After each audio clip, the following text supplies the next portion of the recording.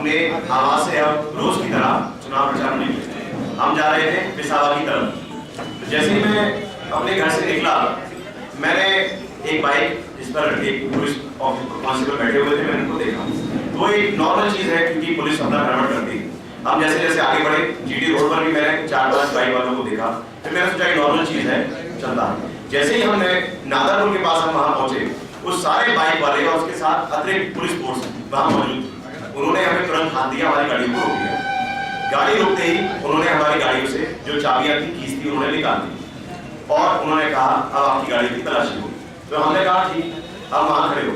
हमने कहा आप तलाशी ले लीजिए, आपको जो काम करना है कीजिए और हमें जाने दीजिए।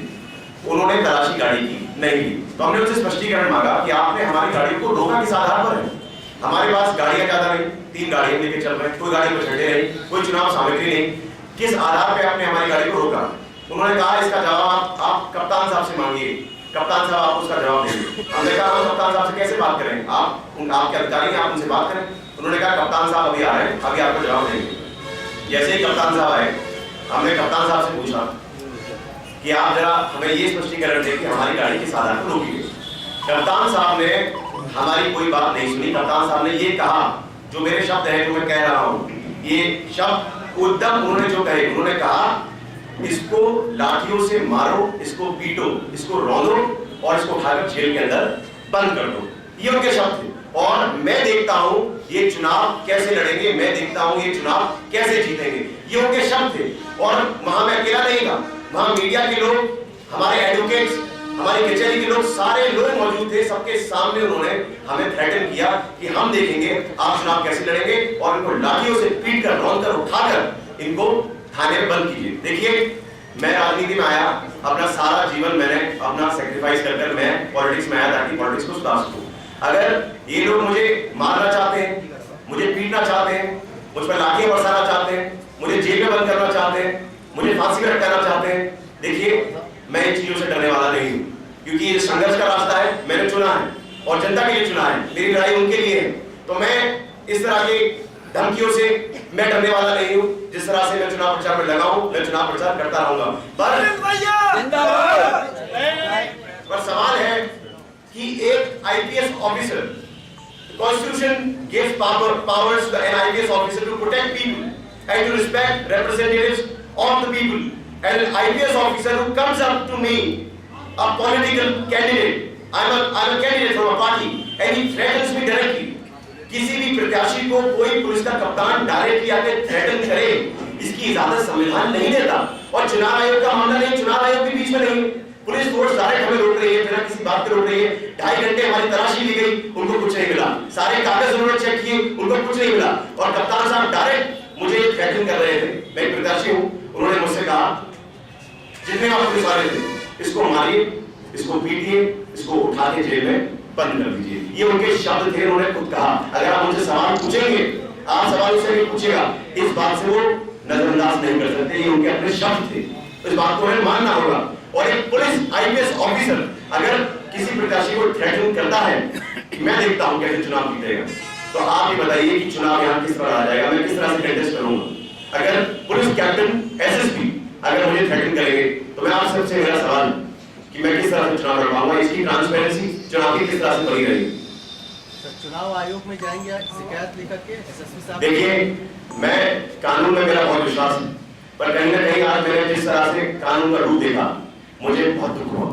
उन्होंने बिना किसी बात को सुनते हुए, हमारी कोई गलती नहीं, उन्होंने मुझे थ्रेटन किया, इनको लाठियों से पीटिए, धमकाइए, इनको उठाकर बंद कर दीजिए। देखिए हम चुनाव आयोग के पास जाएंगे, मुझे थ्रेट किया, सबको वहां थ्रेट किया।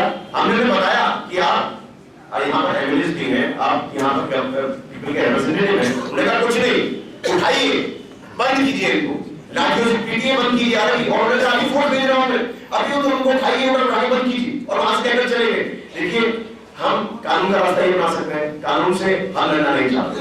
हम चुनाव आयोग में उनकी शिकायत करेंगे, और क्योंकि चुनाव की शिकायत इसलिए जरूरी है, एक पार्टी के कैंडिडेट के लिए नहीं, शिकायत आम जनता के लिए जरूरी है कि चुनाव निष्पक्षता से, ट्रांसपेरेंसी से, ऑनेस्टी के साथ हो सके, ताकि जो सही कैंडिडेट है वो आगे आ सके। क्या सपा विधायकों के इशारे पे ये सब हो रहा है? देखिए, इशारा किसका है मैं नहीं जानता, सरकार किसकी है आप ये अच्छी तरह जानते हैं, जो वहां इंस्पेक्टर थे श्याम सिंह यादव साहब, उन्होंने हमें रोका। उन्होंने हमसे कहा आप गाड़ी में क्यों बैठे हो, तो आप तो क्या ये नीचे सड़क पर आइए, आप गाड़ी में क्यों बैठे, बंद कीजिए इसको। तो जो उनकी देखिए मांगी है और उन्होंने गाड़ी रोकी है, वो प्यार से बात कर सकते थे, उन्होंने कह सकते थे कि ठीक है हम आपका कोई जिम्मेदारी नहीं, हमने कराया थी। पर जो धमकाना थ्रेटन करना सरासर, क्योंकि आप सब लोग मीडिया के लोग हैं, आप बहुत समझदार लोग हैं, आपको बताने की जरूरत नहीं है। जब एक खुद पुलिस का एसएसपी, जिले का एसएसपी खुद मौके पे आके मुझे थ्रेटन करे, मुझे जेल में बंद करने की बात करे, मुझे लाठियों से पिटवाने की बात करे, तो आप बताइए क्या ये सरकार के इशारे पर नहीं होना? क्योंकि एक आईपीएस ऑफिसर जिले का एसएसपी न्यूट्रल होता है, उसको सबकी बात सुननी पड़ती है, सबके लिए यहाँ पर है, किसी पार्टी के लिए सरकार के लिए यहाँ पर नहीं। और सिविल ड्रेस में आना, सिविल ड्रेस में है। सारे लोग इसका कोई रिपोर्टिंग है आपके पास? देखिए नहीं आप मीडिया के लोग थे, सिविल ड्रेस में थे, नहीं आप बताइए। देखिए जिस समय कप्तान साहब आए वहां पर इतनी मीडिया उपस्थित नहीं, वहां पुलिस का पूरा घेरा था। और ये बात भले ही अच्छी तरह रिकॉर्ड ना हो पाई, हमारे पास क्लिपिंग है पर वो क्लिपिंग इतनी स्पष्ट नहीं है, अगर हम उसको आपको देंगे तो उसमें कुछ उसे जाहिर नहीं होगा, ये कहीं ना कहीं क्लिपिंग नहीं हो पाई। पर हम जो कह रहे हैं हम कुछ गलत नहीं कह रहे। देखिए मैं सच बोल रहा हूँ, और वहां मैं अकेला नहीं था, वहां 100-150 लोग मौजूद थे, कप्तान साहब की पुलिस फोर्स खुद मौजूद थी वहां पर, एसओसी जितने लोग थे सब मौजूद थे, और उन्होंने सबके सामने ये कहा इसको उठाइए पीटिए और मैं देखता हूँ चुनाव कैसे जीतेगा। ये उनके सब थे। यहाँ पर आप भी मौजूद हैं, कचहरी के हमारे सीनियर एडवोकेट्स, वो तो गलत नहीं बोलेंगे, वो सब वहां मौजूद थे, पूरी जनता वहां मौजूद थी, सबके सामने हो रही ये बात है। अभी तक के दुर्व्यवहार की आपने शिकायत की कहीं? अभी तक तो अभी हमने सबसे पहले जरूर समझा कि हम सब लोगों को बुलाए और हम अपनी जो हमारे साथ दुर्व्यवहार किया गया उसको हम आपके बीच ले पाए। अब इसके बाद हमें आगे की क्या कार्रवाई करनी है, चुनाव आयोग में किस प्रकार शिकायत करनी है, उसका रास्ता हम तय करेंगे और हम चुनाव आयोग में शिकायत करेंगे, क्योंकि बहुत जरूरी है। अगर देखिए रिस्पॉन्सिबल आईपीएस रिस्पॉन्सिबल ऑफिसर है, अगर वही थ्रेटन करेगा डायरेक्ट सड़क पर उतर कर, तो आप बताइए प्रत्याशी कहां से चुनाव लड़ेगा, जितना कहां से चुनाव लड़ेगी। तो ये इलेक्शन के लिए बहुत जरूरी है, ऑनेस्टी से चुनाव होने के लिए बहुत जरूरी है कि ऐसे ऑफिसर्स जो हमारे बीच में हैं, जो जोरदस्ती कर रहे हैं, कहीं ना कहीं उतर कार्रवाई की जाए। एसएसपी के रहते निष्पक्ष चुनाव संभव नहीं है, क्या हटाने की मांग करेंगे एसएसपी को? देखिए हम चुनाव आयोग से शिकायत करेंगे कि जो हमारे साथ हुआ और सब लोगों ने देखा, अभी चुनाव आयोग का अपना डिसीजन होगा कि उनको हटाएं। आपको लगता है कि इनके रहते चुनाव निष्पक्ष हो पाएगा? ये तो आप सब भी जानते हैं, मुझे कहने की जरूरत नहीं है। जब एसएसपी डायरेक्टली, कभी एसएसपी डायरेक्ट नहीं आता, सीओ आते हैं, इंस्पेक्टर आते हैं, एसएसपी साहब डायरेक्ट आए हमारे पास और डायरेक्ट उन्होंने धमकाया हमको, डायरेक्टली आकर, मतलब ऐसा नहीं है उन्होंने कहीं फोन से कहा हो, आमने सामने उन्हें उंगली दिखाकर हमें धमकाया। तो आप ये बताइए वो डायरेक्टली हमें धमकाएंगे तो चुनाव तो निष्पक्ष होने का कोई सवाल ही नहीं उठता।